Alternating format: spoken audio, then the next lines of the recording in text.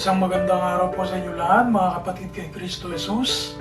Isa na naman po ang pinagpalang araw ang binigay sa atin ng Panginoon upang tayo po ay makapakinig muli ng panibagong mensahe na buhat po sa ating Panginoon. Mga kapatid, patuloy po tayong tumatalakay ng patungkol po sa banal na espiritu ng ating Panginoon. At nawa, samahan niyo po muli sa ating pagtuklas at sa paalala ng Panginoon sa atin upang sa gayon ay makita po natin ang ating sarili na tayo po ay nasa tamang landas at yung landas po na yun ay landas ng Panginoon.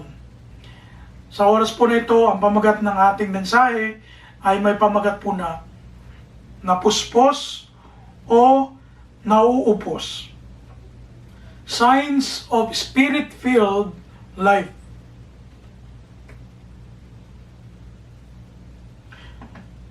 Mga kapatid, sa Biblia, maliwanag po sa aklat ng Efeso na sulat po ng ating Apostol Pablo na tayo po ay inuutusan na mapuspos ng Espiritu Santo ng ating Panginoon. Katulad po ng binasa ng kapatid kanina, ulitin ko lamang po doon sa verse 18. Ang sabi roon, be filled with the Holy Spirit. At siguro naman po, napakaraming beses na natin napakinggan ito sa napakaraming sermon at mga tagapahayag ng salita ng Panginoon na tumalakay na po sa mensaheng ito. Subalit, kung hindi nyo pa po ito naunawaan, ito po ang oras at panahon para maunawaan po natin to at sa mga matatagal na mga Kristiyano, ito po'y maging paalala sa atin upang sa gayon ay ma-double check natin ang ating mga sarili kung talaga tayo po ba ay puspos ng Espiritu Santo, sapagkat po ang pagkapuspos ng Santong Espiritu ay ito po ay nangyayari ng tuloy-tuloy at hindi lamang po parang isang beses sa ating buhay. Kaya pakinggan po natin at unawain po natin ang salita ng Panginoon at tingnan po natin yung salitang be filled o mapuspos.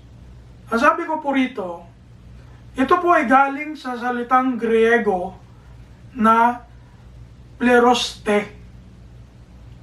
Na sabi po rito is an ancient Greek word from the New Testament meaning be filled or keep on being filled. So makikita po natin dito yung salitang pleroste na be filled, hindi po ito parang isang beses lang mangyayari, kundi sabi po rito, keep on being filled. Nangyayari present, continuous na nangyayari. Ang sabi ko po rito, it is a present passive imperative, meaning it is an ongoing, continuous command for believers to be filled and controlled by the Holy Spirit. Kung nag-aaral po tayo ng English, yung mga uri ng mga salita, ito po yung tinatawag na present passive imperative. Yung salitang be filled, yung tense niya ay present at sabi dito indicates an ongoing continuous action, present. It is not a one-time event but a daily moment by moment surrender. Ang voice po nung salita po na yon ay passive, ay ibig sabihin po may gagawa para sa iyo. Hindi ikaw yung gagawa. Kaya sabi rito, you do not fill yourself by the Holy Spirit, but God Himself will allow it to fill you. Ang Diyos ang magbibigay, ang magbubuo sa atin noon, ang mag-filled sa atin, mag-filled up ng Holy Spirit sa ating mga sarili. Hindi po tayo. And yung last, yung mood. Yung pangatlong breakdown ng salita ay, ang sabi po rito, imperative. Ibig sabihin, direct command. Hindi po siya yung parang suggestion or opinion or optional. Hindi po siya ganun. Ano? Itong salitang be filled ay isa pong mandatory, isang direct command. Kaya, kailangan po, pag nababanggit po yung salitang be filled o mapuspos ng Espiritu Santo, ito po yung kahulugan nun. Continuously controlled by the Holy Spirit. Yung tayo po ay nagpapasakop sa Espiritu Santo. Tayo po ay nagpapakontrol sa Espiritu Santo. Siya yung namamahala sa atin, hindi yung ating sariling laman. Ganun po yung ibig sabihin ng be filled doon sa verse 18 ng Ephesians chapter 5. Ngayon, bakit ko po gustong bigyang diin yung salita po na yun? Kung paano po ang Espiritu Santo nakakapuspos, gayon din po si Satanas nakakapuspos ng tao. At alamin po natin, kung hindi pa natin alam, na sa Biblia, meron pong mga tao na pinuspos ni Satanas. Kaya mag-ingat po tayo mga kapatid. Baka iniisip natin, puspos tayo ng Espiritu Santo, pero hindi naman pala. Iba pala yung pumupuspos sa atin. Yung pala si Satanas pala yun. Alam niyo po, bibigyan ko kayo ng dalawang pangyayari sa Bible na itong mga to, pinuspos po ni Satanas. Una po, sa Lucas chapter 2, 22, verse 3, ang sabi po rito, at pumasok si Satanas kay Judas na tinatawag na Iscariote, na kabilang sa 12. Nakita niyo po, si Satanas po pumapasok sa tao At pag pumasok si Satanas sa tao, pinupuspos ni Satanas ng kasamaan niya yung puso at isip ng tao na yun. Kaya maliwanag po rito na even Satan can feel human heart and mind. Yung katawan natin mismo, pwede niya pong pasukan at pwede niyang puspusin ng kasamaan. Sa katunayan, meron pa pong isang tao na pinuspos din ni Satanas. At ito po ay matatagpuan po natin sa Aklat ng Mga Gawa, Kapitulo 5, talatang 3. At ang sabi po ganito, natapat sinabi ni Pedro, Ananias, bakit pinuspos ni Satanas ang iyong puso upang magsinungaling sa Espiritu Santo at upang maglingid ng isang bahagi ng halaga ng lupa? Pansinin po natin yung talata, mga kapatid, kung paano kinausap ni Apostol Pedro si Ananias. Nakikita po natin dito na kapag tayo po pala gumagawa ng against the Holy Spirit, yung against sa mga salita ng Panginoon, automatic po ang pupuspos sa atin si Satanas.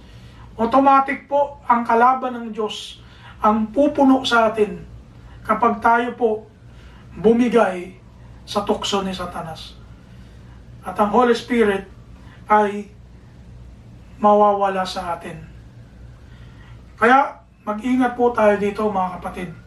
Let us check and double check our faith, ourselves, kung ano po yung stand natin sa pananampalataya, kung saan po tayo nakalugar ngayon.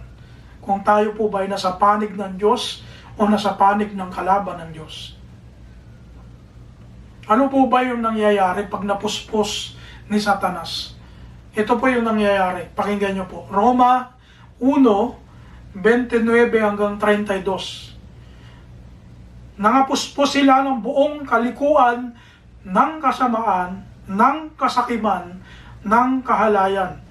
Puspos ng kapanaghilian, ng pagpatay sa kapwa-tao, ng pagtatalo, ng pagdaraya at ng mga kasamaan. Mga mapag-upasala, mga mamanirang puri, mga napupuot sa Diyos, mga manglalait, mga palalo, mga mapagmapuri, mga mangangatha ng mga kasamaan, mga masuwayin sa mga magulang, mga haling, mga hindi tapat sa tipanan, mga walang katutubong paggiliw, mga walang habag, na bagamat nalalaman nila ang kautusan ng Diyos, na ang mga nagsisigawa ng gayong mga bagay ay mga karapat-dapat sa kamatayan, ay hindi lamang gayon ang ginagawa, kundi naman pinapayagan ang mga nagsisigawa ng mga yaon. Ito po yung nangyayari sa tao kapag siya ay napuspos ni Satanas. Kaya tingnan po natin, basahin natin uli pag meron po tayong Biblia. Tingnan natin, baka meron po tayong ugali na nakalagay po dito. Simulan na po natin baguhin yung sarili natin. Simulan na po natin na tanggalin po yun sa ating sarili sa pamamagitan po ng tulong at gabay ng ating Panginoon. Ngayon, bumalik po tayo dun sa topic kasi po ang topic talaga natin, tingnan po natin ano yung mga sign para masabi natin na tayo po ay puspos ng Espiritu Santo. What are the signs of a Spirit-filled life? Bibigyan ko lamang po kayo ng 3. Bagamat napakarami pong signs at mga marka kung paano po atin masasabi na tayo po ay puspos ng Espiritu Santo, bibigyan ko lamang po kayo ng 3 bagay. Number 1, katapangan o yung boldness. Pag sinabi pong katapangan, hindi po ito yung nangahabol ng itak sa kapitbahay o yung nanununtok ng kapwa o yung mga mahilig sa away. Hindi po yun yung katapangan na sinasabi natin dito. Ngayon, pakinggan po natin sa aklat po ng Gawa 4:31. Ang sabi po rito, at nang sila ay makapanalangin na, ay nayanig ang dakong pinagkakatipunan nila at nangapuspos silang lahat ng Espiritu Santo at kanilang sinalita na may katapangan ang salita ng Diyos. Yun po pala yung katapangan na sinasabi o yung boldness. Ito po yung katapangan na magsalita ng salita ng Diyos o mangaral. Ano po? Doon po sa King James Version, sa New King James Version, ang sabi doon, they spoke the word of God with boldness. Ayan. Naalala ko po tuloy nung ako po ay nasa seminary pa at kung di ako nagkakamali ay 2nd year na po ako sa seminary. Doon po kami nagsimula na mangaral sa mga sasakyan. At ako po nagsimula mangaral sa mga jeep doon sa Manila. Yung unang-una ko pong, yung first time ko pong gawin yon, talaga naman pong kinakabahan ako dahil iniisip ko kung ano yung sasabihin o magiging reaksyon ng ibang tao na kasama ko sa jeep. Pero sa tulong at gabay ng Holy Spirit, mga kapatid, nung simulan kong ibuka ang aking bibig at mangaral, naramdaman ko po, mga kapatid, na hindi po ako yung nagsasalita. Kumbaga parang yung mga naiisip ko pong sabihin, biglang nagiging automatic, na hindi ko naman pinractice, wala naman po akong kodigo. Pero lahat nung nabanggit ko po doon sa aking pangangaral, ay nagugulat po ako. Dahil hindi ko po in-expect na yun yung lalabas sa aking mga bibig. Sa aking bibig. Kaya, mula noon po, nagkaroon ako ng lakas ng loob na mangaral. Kaya, ganun din po tayo, mga kapatid. Kung hanggang ngayon, nahihiya tayo mangaral, mag-share ng gospel, lalo na sa ating mga mahal sa buhay, simulan nyo po. Huwag po tayong matakot, huwag po tayong mahiya. Dahil po ang Holy Spirit ng Panginoon, siya po ang magbibigay sa atin ng katapangan upang sa gayon ay magawa natin yung ating Great Commission. Magawa natin yung purpose natin dito sa buhay, sa ating pagkatawag sa pangalan ng ating Panginoong Hesus, na mangaral at ipangaral ang mabuting balita upang sa gayon ay maabutan po nito yung ibang tao na hindi pa po nakakarinig ng Word of God.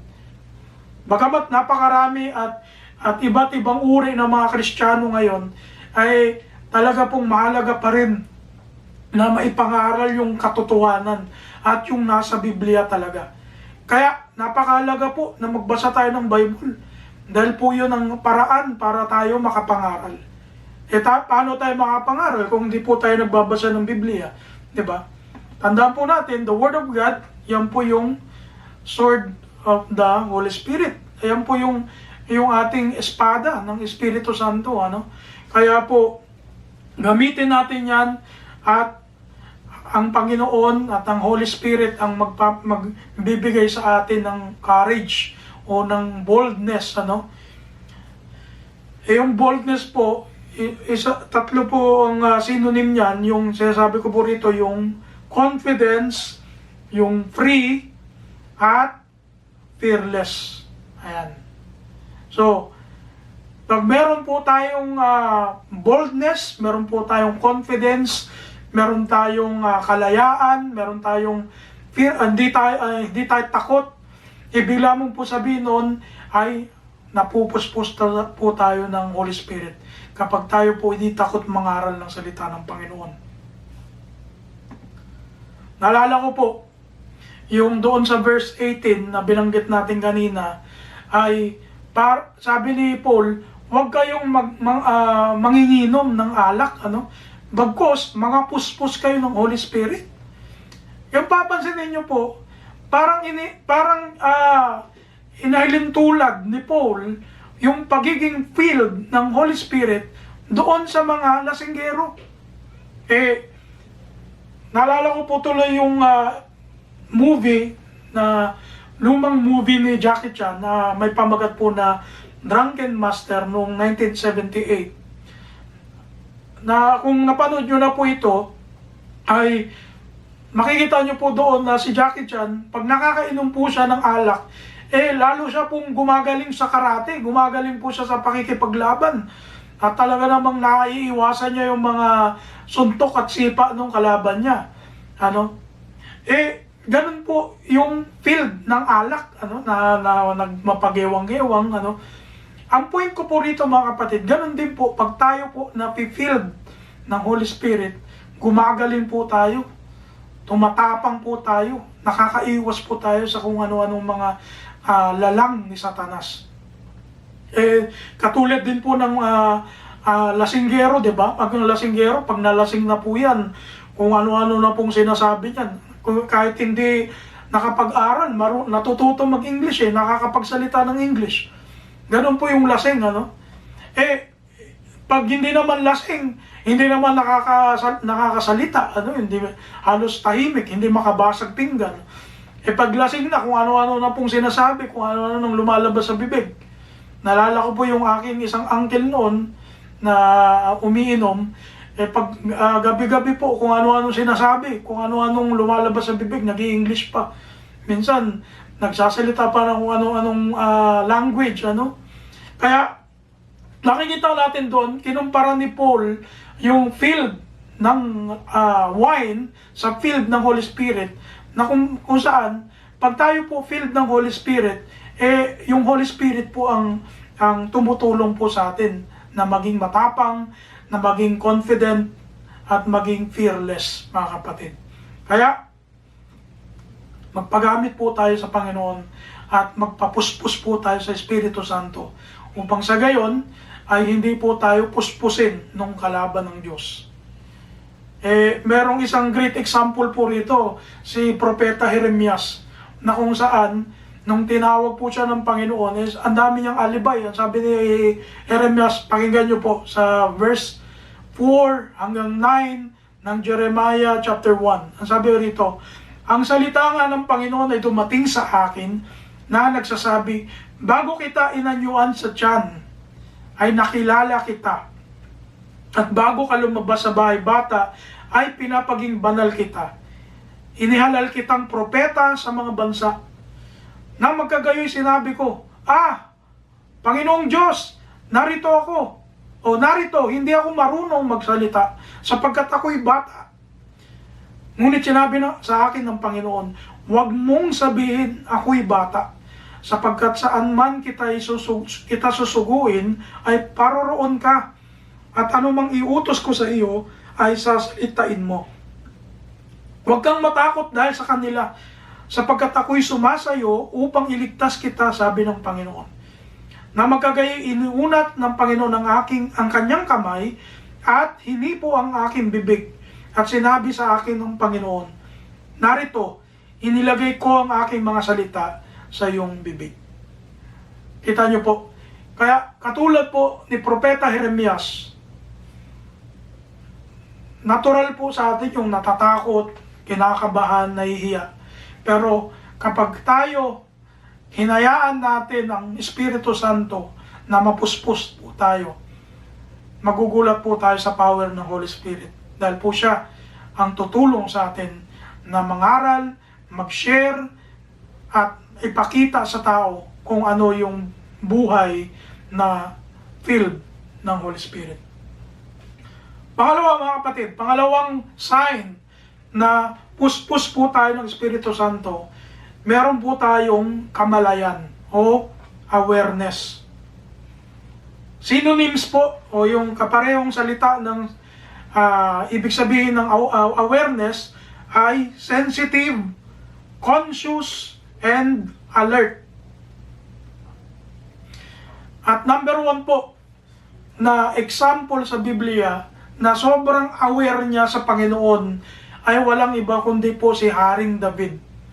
Kaya po sa sobrang aware ni Haring David sa Diyos, kung saan araw-araw halos pinupuri ni Haring David ang Panginoon, ay naisulat niya po yung aklat ng awit. Kung hindi niyo pa po nababasa ang awit, ang Book of Psalms, ay itina-challenge ko po kayo dahil napakarami pong napakagagandang mga talata na mababasa tayo roon.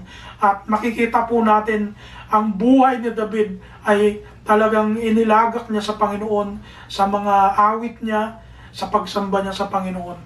At meron nga po doon isang chapter sa Psalms, babasahin ako na makikita po natin na sobrang aware, sobrang conscious, sobrang talagang sensitive ng spiritual life ni Haring David.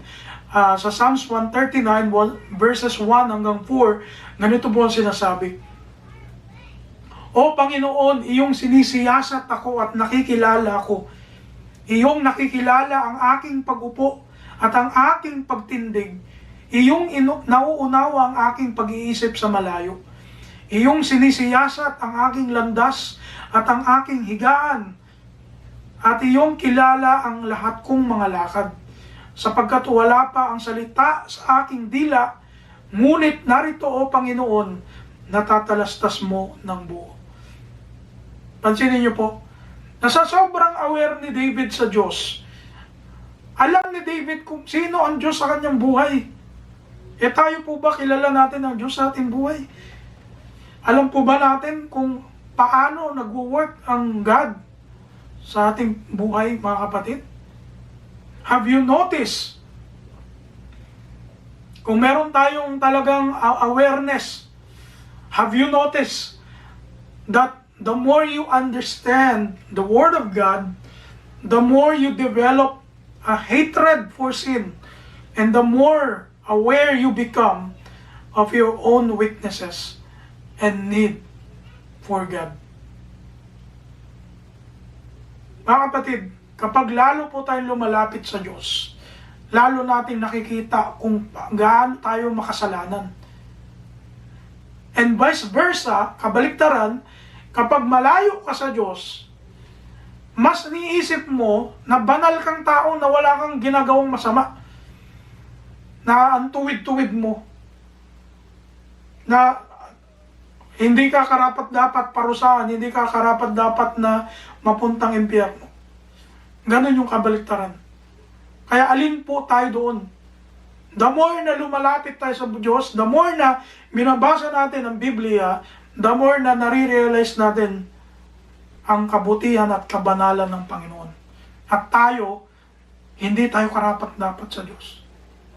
Naalala ko po, nung bata ako, nung nalaman ko na nung first time kong nalaman kung gaano kaliit ang earth sa universe, mas lalo kong pinuri ang Panginoon. Sabi ko, Lord, ganun lang pala kami kaliit na mga tao. Kung yung earth ang liit, how much more pa kaming mga tao? Gaano kami kaliit sa iyong harapan? Pero bumaba ang iyong bugtong na anak para sa amin. Nilakbay niya ang langit papuntang earth para lang sa amin, mga tao.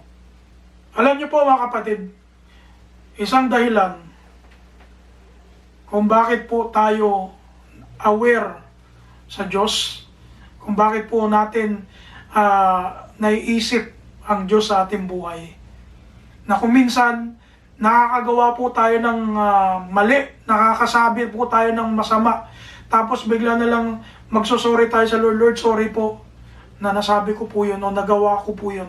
Yun po yung pagiging aware, yung pagiging sensitive. Ibig sabihin, alam mo yung sarili mo kapag may nagagawa kang masama. Pag dumating po ang panahon na ang isang Kristiyano hindi na po siya aware sa sarili niya kung ano yung nagagawa ng mali at masama, hindi na po siya binabahayan ng Espiritu Santo ng Panginoon. Dahil ang Holy Spirit, mga kapatid, yan po ang nagsisearch sa ating puso. Yan po yung nagtutuwid sa atin. Yan po yung nagsasabi sa atin kung ano yung mga dapat nating baguhin sa buhay natin. Kaya kung hindi na po tayo conscious at hindi na tayo aware, ibig sabihin, wala na po yung Holy Spirit sa atin. Ganun lang po kasimple. Kasi po ang Holy Spirit, nasa atin po yan. Tayo ang templo ng Espiritu Santo. 1 Corinthians chapter 9 o chapter 6 verses 19 hanggang 20. Ang sabi rito, o hindi ba ninyo nalalaman na ang inyong katawan ay templo ng Espiritu Santo na nasa inyo, na tinanggap ninyo sa Diyos, at hindi kayo sa inyong sarili, sapagkat kayo binili sa halaga. Luwalatiin nga ninyo ang inyong katawan, luwalatiin nga ninyo ng inyong katawan ang Diyos. Inulit rin po ito sa chapter 3, verse 16 ng kapareho ng aklat. Sabi rito ni Paul, hindi ba ninyo nalalaman na kayo'y templo ng Diyos at ang Espiritu ng Diyos ay nananahan sa inyo? Kaya po pala tayo sensitive, kaya po pala tayo conscious sa mga kasalanan na nagagawa natin dahil po ang Espiritu Santo ay tumitira po at nananahan sa atin. At mananahan lamang po ang Espiritu Santo sa tao kapag tayo po nagpapasakop sa Kanya. Kapag po tayo gumagawa ng kalooban niya. Pero kapag hindi po siya papasok at tataan sa atin. Holy Spirit convinces, Holy Spirit convicts, and Holy Spirit converts. Number 3, mga kapatid, at ito na po yung last sign, ito na po yung last na sign na puspos po tayo ng Espiritu Santo, meron po tayong karunungan. Ayan. Yung karunungan po, napakahalaga po yan, especially pagdating po sa larangan ng pananampalataya. Dahil wala po tayong kakayanan na palakasin ang pananampalataya natin kung wala po tayong wisdom na galing sa Diyos. 1 Corinthians chapter 2 verse 12, ang sabi po rito ni Paul, ngunit ating tinanggap hindi ang espiritu ng sanlibutan, kundi ang espiritong mula sa Diyos, upang ating mapagkilala ang mga bagay na sa atin ay ibinigay na walang bayad. Nakita niyo po? Ang isa pong job o isang trabaho ng Holy Spirit sa atin ay upang tayo po ay turuan ng mga bagay na dapat po nating malaman habang nandito po tayo sa lupa. At maliwanag po yan sa Biblia, mga kapatid. Nung bago po namatay si Christ, ay binanggit niya po ang ganito sa kanyang mga apostol at mga alagad. Sa John chapter 14 verse 26, ang sabi po rito, datapwat ang mga aliw sa makatuwid bagay ang Espiritu Santo na susuguin ng Ama sa aking pangalan, siya ang magtuturo sa inyo ng lahat ng mga bagay at magpapaalala sa lahat ng lahat na sa inyo'y aking sinabi. Tingnan niyo po. Kaya po ang Holy Spirit nagtuturo, nagpapaalala sa atin yan, at kapag tayo po ay nakakalimot, siya po ang dahilan kung bakit natin naaalala yung mga memory verse natin, bakit natin bakit tayo umiiwas sa masama, bakit tayo tumatalikod sa mga masasamang bagay. Dahil po sa Holy Spirit, hindi po sa atin, hindi po sa ganang atin, hindi sa sarili nating pag-iisip, kundi ang Holy Spirit ang tumutulong sa atin. Mga kapatid, napakahalaga po na mapuspos po tayo ng Holy Spirit, na manahan patuloy ang Espiritu Santo sa ating buhay. Dahil po kung hindi, ay madali po tayong maagaw ng kalaban, madali po tayong maligaw. Ito namang pong wisdom na galing sa Diyos, napakaganda po to sa ating buhay, ano? Sabi po ni Santiago 3, sa Santiago 3:17, ganito po ang sinasabi. Ngunit ang karunungang buhat sa itaas, ano daw po, ay una-unay malinis, saka mapayapa, banayad, madaling panaingan, puspos ng kaawaan, at ng mabubuting bunga. Kasama na po dyan yung fruit of the Holy Spirit sa Galatia, no? Yung mabubuting bunga na tinutukoy dito ni Santiago. Walang inaayunan, walang pagpapaimbabaw. Ayan. Kung nakikita po natin ang ating sarili na meron po tayong mga ganitong mga karakter na nakikita natin sa buhay natin ngayon, ibig sabihin po, sinyales po yan na ang Holy Spirit ay nananahan sa atin. Pero, kung hindi po natin ito nakikita, ay humingi po tayo ng wisdom sa Panginoon. Sabi rin ni Santiago sa kanyang aklat, kung kayo ay walang wisdom, humingi sa Diyos. Sa Diyos lang naman ang gagaling yung wisdom. Ayaw natin yung wisdom na galing dito sa mundo. Ang wisdom na yun, pang masama na wisdom. Ang gusto po natin yung buhat sa itaas. Buhat sa Diyos. Mga kapatid, sa pagtatapos po natin, ang sabi ko po ganito. A spirit-filled life is a life where Christ is seen, God is glorified, and others are drawn closer to Him. May we continually surrender, continually be filled, and continually walk in the power of the Holy Spirit. Mga kapatid, sana po ay marami po tayong natutunan sa oras na ito, at nawa napaalalahanan po tayo kung ano yung mga ginagawa ng Holy Spirit sa atin, at dapat tayo po laging mapuspos, araw-araw, oras-oras, na tayo po ay mapanahanan ng Holy Spirit. Dahil po siya po ang dahilan kung bakit po tayo natatransform. Siya po ang nagtumutulong sa atin na magpatuloy, na magtapat sa ating Diyos. Pagpalain po tayong lahat, mga kapatid, at ingatan tayo ng ating Panginoong Diyos sa darating na linggong ito, at ang kapayapaan po ng Panginoon ang iniiwan ko po sa ating lahat. God bless po.